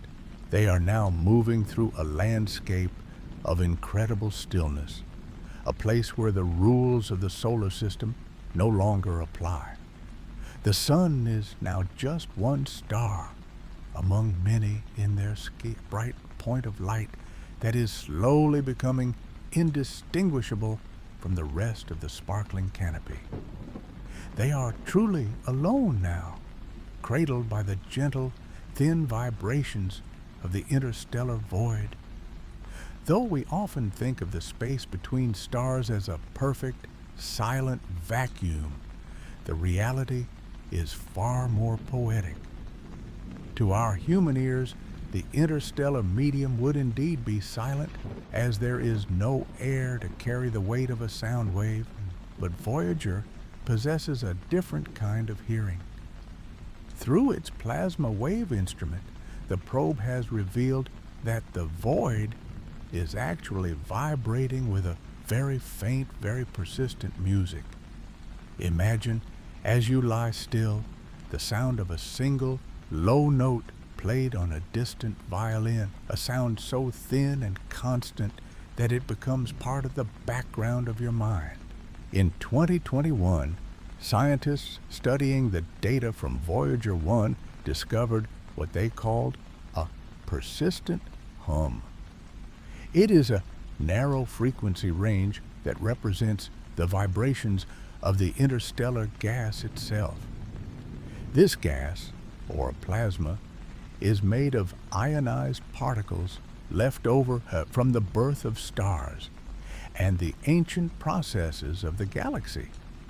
It is incredibly sparse, far emptier than any vacuum we can create on Earth, and yet it is there, and it is singing. This hum is the sound of the interstellar medium in its quietest state. It tells us that space is not a hollow nothingness, but a physical environment with its own texture and density. Every few inches of this vast emptiness contains a handful of electrons, and Voyager's sensors can feel them brushing against the craft like the finest silk. Occasionally, this steady hum is interrupted by something more dramatic. Even though the sun is now billions of miles behind, it still manages to reach out and touch its distant children. When the sun experiences a massive eruption known as a coronal mass ejection, it sends a shock wave rippling through the solar system. This wave travels for a year or more, crossing the orbits of the planets and passing the heliopause, until it finally strikes the interstellar gas surrounding Voyager. When this happens, the plasma rings like a giant, invisible bell. The vibration becomes much louder and higher in pitch for a brief period.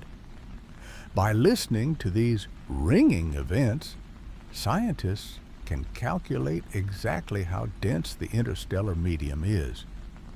They discovered something surprising. The further Voyager moves away from the sun's bubble, the denser the interstellar gas becomes.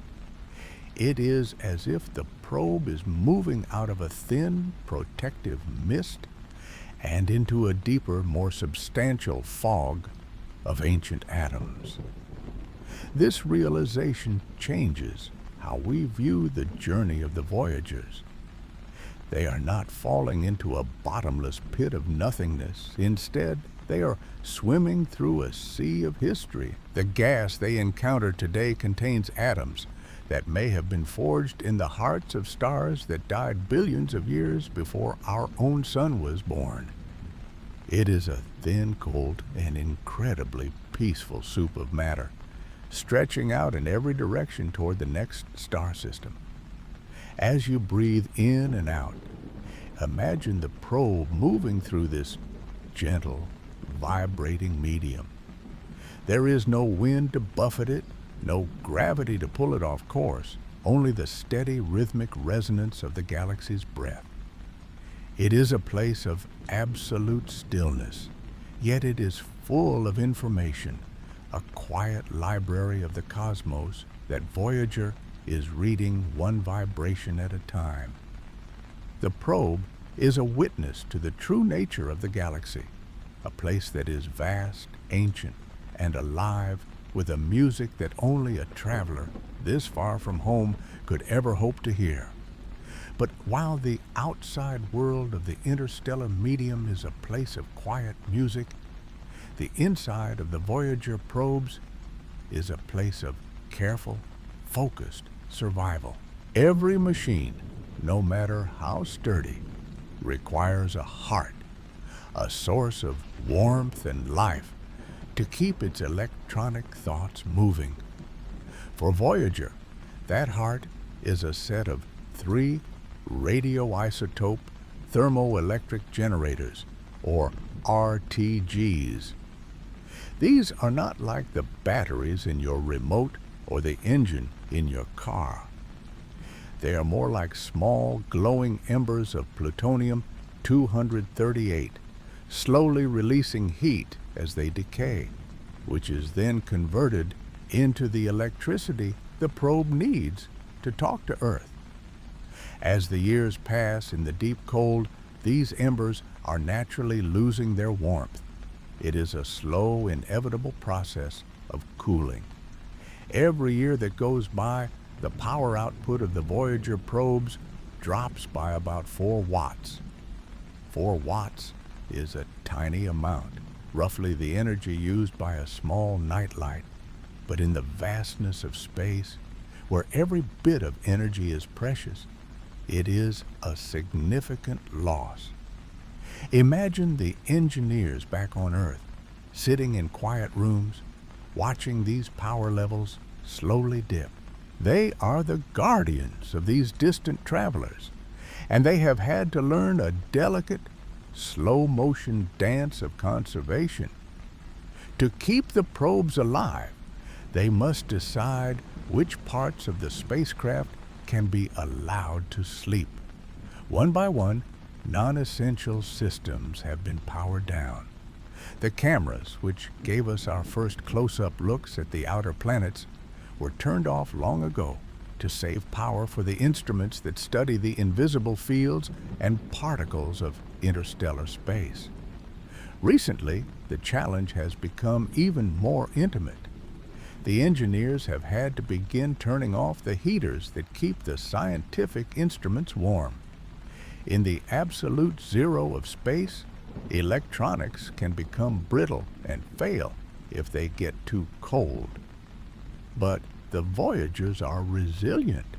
One by one, instruments have continued to work even as their temperatures dropped far below their original design limits. They are like elderly travelers, pulling their coats tighter against the wind, determined to keep moving forward despite the chill. There is a profound sense of patience in this process. There is no rush, no panic. The mission was originally designed to last only 5 years, just long enough to reach Saturn. Yet, through clever engineering and a deep respect for the machine's limits, the Voyagers have surpassed that goal by nearly 9 times. They have been flying for over 45 years, far outliving the expectations of the people who built them. Many of the scientists who originally worked on the project have retired, passing the stewardship of the probes down to a new generation. Take a slow breath and consider the endurance of these small machines. They are operating on less power than a couple of household light bulbs, yet they are still functioning, still sensing, and still reaching out across the billions of miles. They are a testament to what can be achieved when we treat our resources with care and foresight. Even as their hearts grow colder and their signals grow fainter, they remain our eyes and ears in the dark, proving that even a small fading light can reveal the secrets of the infinite. The probes are not just machines anymore. They are a legacy of human curiosity that refuses to go out. As they drift further into the silence, they carry with them the quiet strength of something that was built to last, surviving on the barest whisper of energy.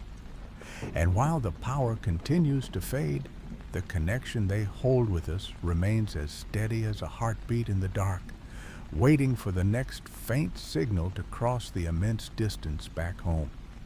As we consider the immense distance these probes have traveled, we must also think about the invisible bridge that connects them to us. It is a bridge made of light and radio waves stretching across the staggering emptiness of the outer reaches. At this scale, distance is no longer easily measured in miles or kilometers. It is measured in time. Voyager 1 is now so far away that it takes more than 22 hours for a signal, traveling at the ultimate speed limit of the universe, the speed of light, to reach it. Imagine a command sent from Earth. It races away from our planet at 186,000 miles per second, passing the moon in a heartbeat, crossing the orbit of Mars in minutes, and then fading into the deep outer solar system. It travels for nearly an entire day before it finally washes over the Voyager's antenna, and then the wait begins. To receive a simple confirmation that the message was received and the command executed, the team on Earth must wait another 22 hours for the reply to make the return journey. It is a conversation held in the ultimate slow motion, a dialogue that spans nearly 2 full days for a single exchange of information. This delicate communication is made possible by the Deep Space Network, a collection of massive, incredibly sensitive radio antennas located in California, Spain, and Australia. These giant white dishes are positioned strategically around the globe so that as the Earth turns, at least one of them is always pointed toward the patch of sky where the Voyagers drift. They are the world's most patient listeners, straining to catch a signal that by the time it reaches Earth is billions of times weaker than the energy used by a common digital watch. Take a slow, deep breath now and imagine the quiet focus of the people who maintain this connection. There is no frantic pace here, no rush to see results. Instead, there is a profound meditative stillness. The engineers send their instructions into the void, and then they simply wait. They go home to their families, they sleep through the night, they wake with the rising sun, and only then do they return to their consoles to see if the distant traveler has whispered back from the dark. This slow, rhythmic exchange reminds us that in the grandest scales of the universe, our human sense of urgency begins to fade.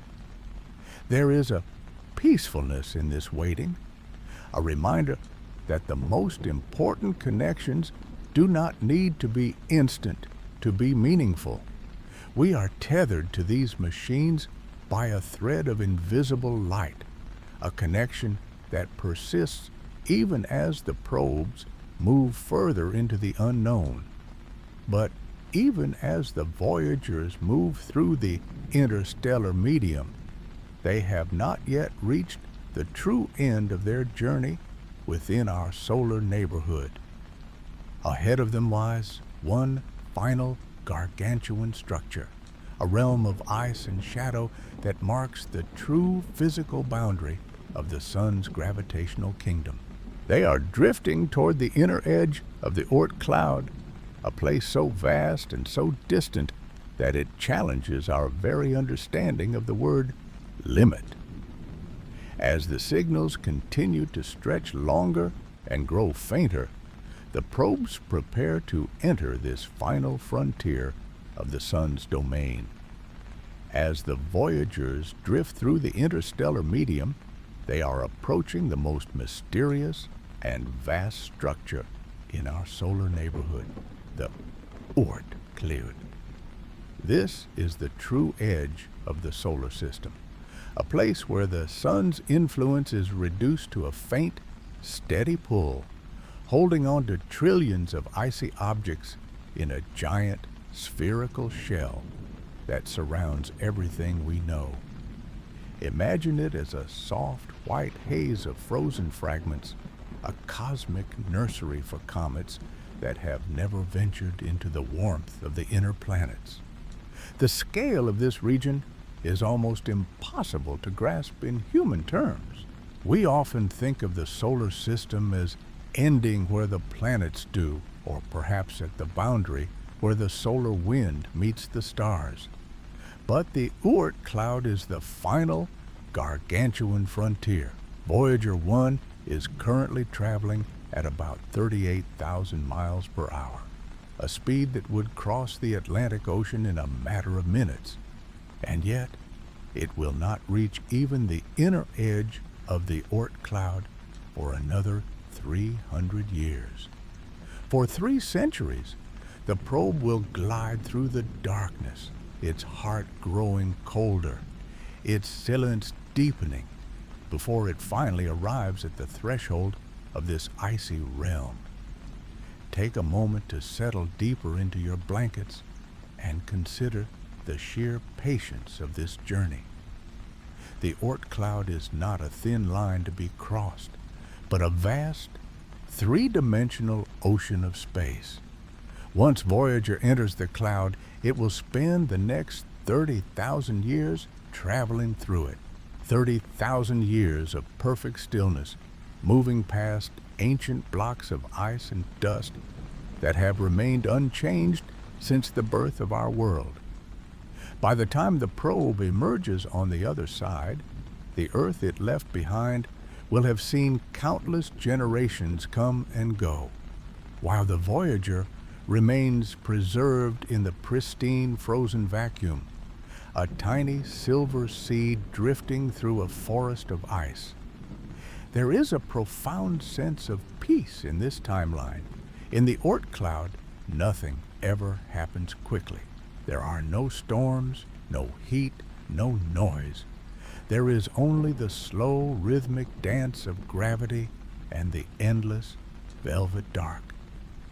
The objects here are spaced so far apart that the Voyager will likely never see one up close. It will simply feel their presence as it moves through the quietest part of the sun's kingdom. This long-term trajectory is the final stage of the grand tour. Once the probes eventually pass through the outer limits of the Oort cloud, they will be truly untethered from our home star. They will leave the last remnants of the Sun's family behind and begin their trek across the vast empty gulfs that lie between the stars. Their destination is no longer a planet or a moon, but the light of distant suns that have been shining in our night sky for eons, waiting for their arrival in the deep, distant future. As they leave the sun's last icy boundary, they begin to point their antennas toward new horizons, moving toward stars that have watched them from afar for 40 years. As Voyager 1 leaves the final icy tendrils of the Oort cloud behind, it begins its longest and quietest chapter yet, a journey across the interstellar ocean that will span tens of thousands of years. It is no longer bound by the gravity of our sun, but is instead caught in the slow, sweeping current of the Milky Way galaxy itself. Its trajectory is carrying it toward a distant, faint star known as a C plus 793888. This star, also called Gliese 445, sits in the constellation of Camelopardalis, the giraffe. It is a quiet, dim red dwarf, much smaller and cooler than our own sun. To look at it from Earth, you would need a telescope, as its light is too faint for the naked eye to see. But for Voyager 1, this star is its next major destination.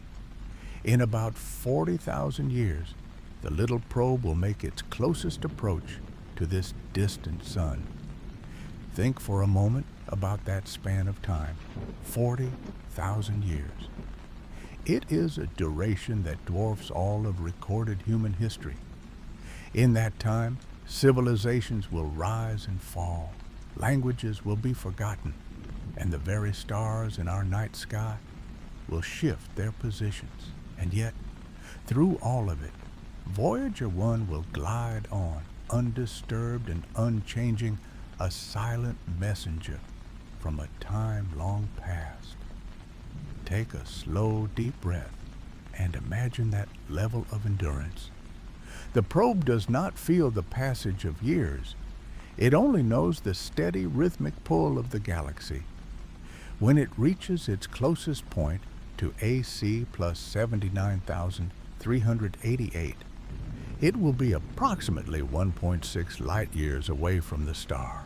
In our everyday lives, a light year is a distance so vast it feels abstract, nearly 6 trillion miles. To pass within 1.6 light years seems like an immense gap, a void so wide that the star would still appear as nothing more than a bright point of light in the dark. But in the grand galactic architecture of the universe, this is considered a very close encounter. In the vastness of the Milky Way, stars are like lonely dust motes in a cathedral.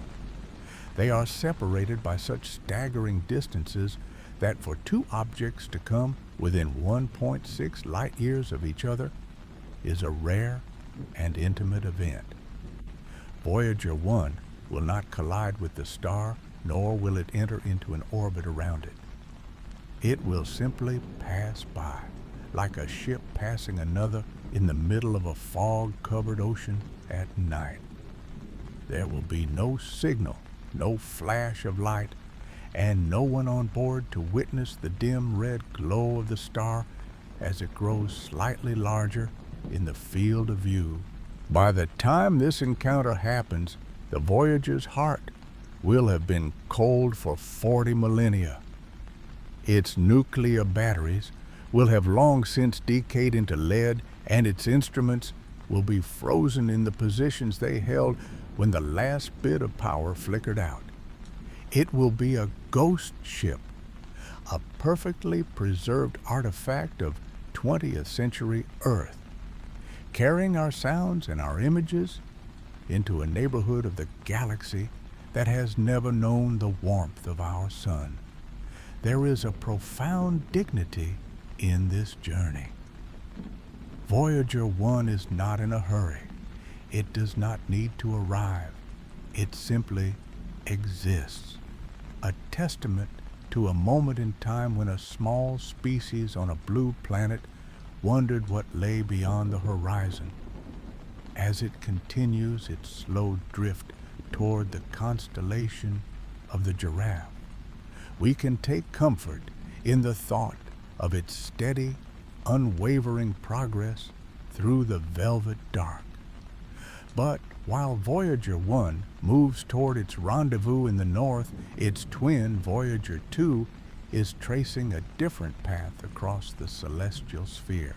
It is heading in a different direction entirely, toward a part of the sky dominated by one of the most famous and brilliant stars known to humanity, beginning a journey that will take it even deeper into the future. While Voyager 1 moves toward the faint stars of the north, Voyager 2 is charting its own solitary course through the southern celestial hemisphere.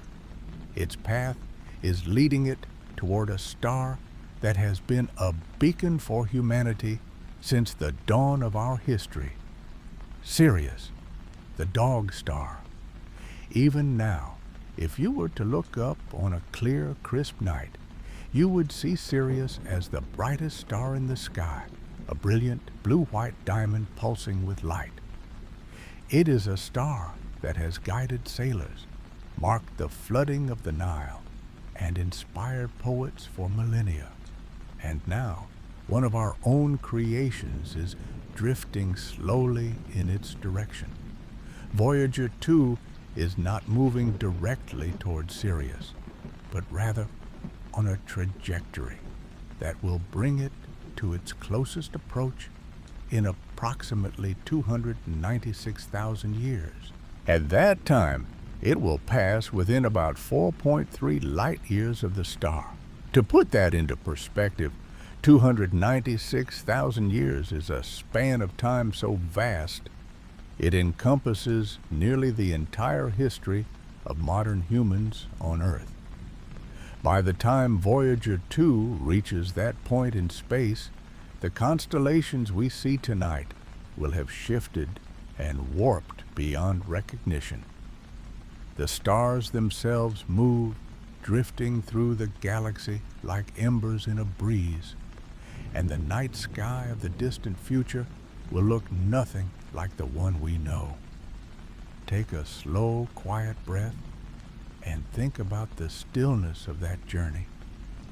In the time it takes for Voyager 2 to reach the neighborhood of Sirius, entire ice ages will have come and gone on Earth. Great civilizations may flourish, and fade into the soil. Yet, out there in the dark, the probe will remain largely unchanged. On Earth, everything is subject to the relentless forces of change. Mountains, which seem so eternal to us, are slowly ground down by the wind and the rain. Over hundreds of thousands of years, peaks crumble, valleys redden, and the very face of our planet is reshaped by the slow movement of tectonic plates. But out in the vacuum of interstellar space, there is no weather to erode the metal of the Voyager probes. There is no moisture to cause rust, no oxygen to cause decay. Aside from the incredibly rare and microscopic impact of a grain of cosmic dust, the probes will remain almost exactly as they are today. They will likely outlast the very mountains of Earth, surviving as pristine relics of our world long after the landscapes we walk upon have been transformed by time. They are, in a very real sense, the most permanent things we have ever built. As Voyager 2 continues its long, slow fall toward the neighborhood of Sirius, it reminds us that our reach as a species extends far beyond our short lifespans. We have sent a piece of ourselves into the deep future, a silent witness to our existence that will continue to travel long after our world has aged. This journey toward the stars is only one part of a much larger cycle. For as the Voyagers move away from our solar system, they are not just leaving home. They are entering into a new relationship with the galaxy itself. They are becoming part of the grand, slow rotation of the Milky Way, beginning an eternal orbit that will carry them around the center of our galaxy again and again. As the Voyagers move further and further from the warmth of the sun, they are gradually entering into a much larger, much slower dance. They are no longer just travelers from Earth. They have become satellites of the Milky Way itself. Everything in our galaxy, every star, every cloud of gas, and now these two small machines revolves around the massive, glowing center of the galaxy. It is a journey of incredible scale. It takes the sun and everything traveling with it about 225 million years to complete just one single orbit around the galactic center. This span of time is sometimes called a galactic year, and the Voyager probes have now begun their very first one. Think for a moment about how long 225 million years truly is. The last time our solar system was in this same position in its galactic orbit, the Earth was a very different place. The first dinosaurs were only just beginning to walk upon the land. The continents were huddled together in a single, massive landmass called Pangaea. Since then, the world has reinvented itself 1,000 times over. Species have risen and vanished, mountains have been pushed up from the sea and ground back down into dust, and the very air has changed its composition. Yet, through all that turmoil and transformation on Earth, the Voyager probes will be drifting through the vacuum in a state of nearly perfect preservation. Because there is no atmosphere in the deep space between stars, there is nothing to disturb them. There is no wind to scatter dust across their surfaces, no rain to cause corrosion, and no geological activity to bury them. They are our most enduring monuments, perhaps the most permanent things ever fashioned by human hands. Even the great pyramids or the deepest carvings in stone will eventually succumb to the slow, steady pressure of time and chemistry. But the Voyagers, protected by the infinite silence of the vacuum, will remain essentially as they were on the day they were launched. The gold-plated records will still carry their etchings. The delicate instruments, though long silent, will still hold their shape. They are like message bottles cast into a cosmic ocean that has no shore, drifting in a place where time seems to lose its teeth. As they trace this immense circular path around the heart of the Milky Way, they become part of the galaxy's history. They will see the birth of new stars in distant nebulae and the quiet fading of others. They will pass through regions of space that are completely empty and others filled with the thin, ghostly glow of interstellar gas. And through it all, they will remain still. To us, they are moving at incredible speeds, but in the context of the vast distances of the galaxy, their progress is a slow, patient crawl. Let yourself feel that sense of permanence. In a world where so much is temporary, where the days move quickly and the seasons change before we are ready, there is something deeply peaceful about the idea of these silent messengers They are not in a hurry. They do not need to reach a destination. They are simply existing in the great, dark expanse, held in the gentle grip of the galaxy's gravity. Take a slow, deep breath and imagine that same stillness settling over you. The long, eternal orbit of the Voyagers is a reminder that there is a rhythm to the universe that is much larger and much slower than our own. We can let go of the rush of the day and find rest in that same quiet, steady drift. The probes are out there right now, moving through the dark, perfectly preserved, perfectly at peace, as we return our thoughts to the quiet of the present moment. There is a profound beauty in the finality of their mission. For decades, the Voyagers were our eyes and ears in the furthest reaches of the solar system, sending back data that changed everything we knew about our celestial neighborhood. They revealed the violent volcanoes of Io, the hidden oceans of Europa, and the sapphire winds of Neptune. They gave us the pale blue dot, a single image that whispered to us about the fragility and the preciousness of our only home. They have taught us our place in the cosmos, not as the center of everything, but as a small, curious part of a vast and wondrous whole. And now, having finished their long conversation with Earth, they have entered a state of rest that will last for eons. Imagine the silence surrounding them now. It is a thick, velvet silence, undisturbed by the noise of life or the rush of time.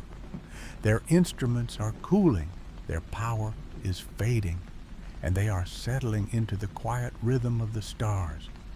In a way, they have become part of the very space they once studied. They are no longer just machines. They are silent messengers, cradled by the vacuum, drifting through the deep, cool dark. There is no more data to send, no more commands to receive. There is only the steady, patient movement through the interstellar medium. As you lie here, let your own thoughts mirror that same sense of completion. The day is behind you now.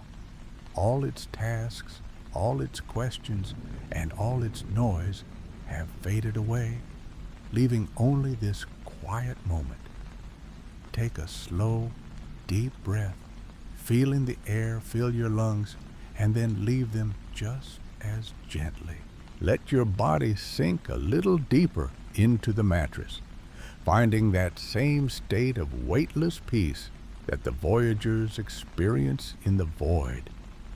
Just as those probes are held by the gravity of the galaxy, you are held by the comfort of your bed. You are safe, you are still, and you are exactly where you need to be. The Voyagers will continue their journey long after we have closed our eyes tonight, and long after the sun has changed its shape. They are out there, tiny points of light reflecting metal, moving through the soft, eternal night. Let that image be the last thing you hold on to, the sight of a silent traveler drifting through a sea of stars, perfectly at peace in the darkness. There is nothing left to do but rest.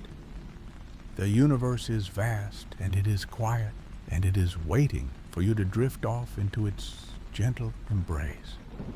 Sleep now, drift into the center. Let the rhythm of the stars guide you into a deep, dreamless rest. The journey is over for today, and the dark is a kind and steady companion. Good night and sleep well.